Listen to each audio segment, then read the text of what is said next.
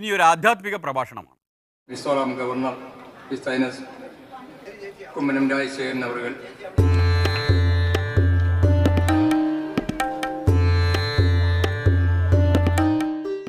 അതെ, പൂജനീയ കുമ്മനൻജി തൻ്റേതല്ലാത്ത കാരണത്താൽ ഗവർണറായി പോയെങ്കിലും മനസ്സിപ്പോഴും പന്തളത്താണ്. അയ്യപ്പസ്വാമി ബാല്യകാലത്ത് ഓടിക്കളിച്ച് നടന്ന ഒരിടം എന്ന് പറയുന്നത് അത് ചരിത്രത്തിൻ്റെ ചവറ്റുകുട്ടയിലേക്ക് വലിച്ചെറിയാൻ ആർക്കും സാധ്യമല്ല. ആ ചരിത്ര സ്മൃതി ജ്വലിച്ച് തന്നെ എക്കാലവും നിൽക്കും. കാരണം അയ്യപ്പസ്വാമി ജനിച്ചതും വളർന്നതും ഈ പ്രദേശത്തെമ്പാടും ചുറ്റി സഞ്ചരിച്ച് ഈ നാട്ടിലെ ജനങ്ങളിൽ ആധ്യാത്മിക ആവേശം പകർന്ന് ഒരു നാടിനെ തന്നെ രക്ഷിച്ച ആ മഹാത്മാവിൻ്റെ ജീവിതം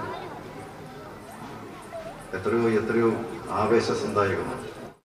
അതാണ്, ആ ആവേശമാണ് അദ്ദേഹത്തെ ഗവർണർ സ്ഥാനം വരെ എത്തിച്ചത്. എൻ്റെ ഈ കഴിഞ്ഞ 45-50 വർഷക്കാലത്തെ പൊതുജീവിതം ഞാനൊരു കൊച്ചു 10-15 വയസ്സുള്ളപ്പോൾ തന്നെ പൊതുജീവിതം ആരംഭിച്ചതാണ്. ശബരിമലയിൽ പോകാൻ തുടങ്ങിയതാണ്. അന്ന് മുതൽ ശബരിമലയുമായി ഉറ്റ ബന്ധം. അയ്യപ്പൻ സഞ്ചരിച്ചിട്ടുള്ള ഇടങ്ങൾ തേടി തേടി ആ ചരിത്ര സ്മൃതികളെ മുഴുവൻ ജ്വലിപ്പിച്ച് അത് മനസ്സിലാക്കാനും അടുത്ത തലമുറയ്ക്ക് പകർന്നു കൊടുക്കാനും ആവശ്യമായിട്ടുള്ള പ്രവർത്തന പദ്ധതികൾ ആവിഷ്കരിച്ച് അങ്ങനെ ഒട്ടേറെ കാര്യങ്ങൾ ചെയ്യാനും നിരവധി ആളുകളുമായി ആശയവിനിമയം നടത്താനും കഴിഞ്ഞിട്ടുള്ള ഒരാളെന്ന നിലയ്ക്ക് എനിക്ക് പറയാൻ കഴിയും, അയ്യപ്പൻ എന്നും ജീവിക്കുന്നു. അയ്യപ്പൻ ആരാണെന്ന് കുമ്മനൻജിക്ക് അറിയുന്നത് പോലെ ആർക്കും അറിയില്ല. ഒരു മന്ത്രിക്കും അറിയില്ല, തന്ത്രിക്കും അറിയില്ല. അദ്ദേഹം ജനങ്ങളെ സംഘടിപ്പിച്ചു. ജനങ്ങളെ സംഘടിപ്പിക്കുക മാത്രമല്ല, അവർക്ക് അദ്ദേഹം ആയോധന കല അഭ്യസിപ്പിച്ചു. എല്ലാവർക്കും അദ്ദേഹം സ്വയം നിന്ന് അധർമ്മത്തിനെതിരെ പോരാടാനുള്ള ശക്തി പകർന്നു കൊടുത്തു. കായികാഭ്യാസത്തിലൂടെ പരിശീലനത്തിലൂടെ ഓരോരുത്തരെയും അദ്ദേഹം സ്വയം പ്രതിരോധിക്കാനുള്ള കഴിവ് ഉണ്ടാക്കി കൊടുത്തു. അത് ശാരീരിക മാത്രമല്ല, മാനസികമായി ബൗദ്ധികമായി.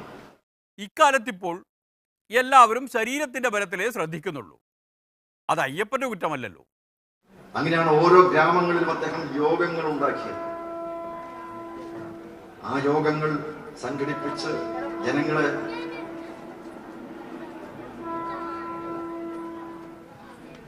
മുഴുവൻ പ്രബുദ്ധരാക്കി, സ്വയം പ്രചോദിതരാക്കി.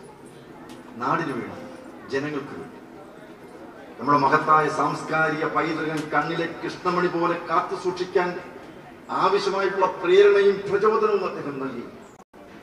നമ്മുടെ നാടാണ് നമുക്ക് വലുത്.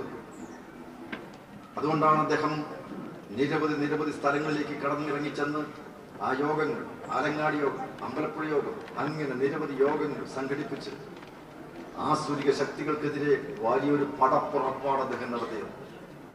കമ്മ്യൂണിസ്റ്റുകാർ കേൾക്കണ്ട, അയ്യപ്പൻ ദൈവമായിരുന്നോ പ്രചാരക്കായിരുന്നോ എന്നൊക്കെ ചോദിച്ചുകൊണ്ട് വരും. അതിനു മുന്നേ നിർത്തുകയാണ്. നന്ദി, നമസ്കാരം.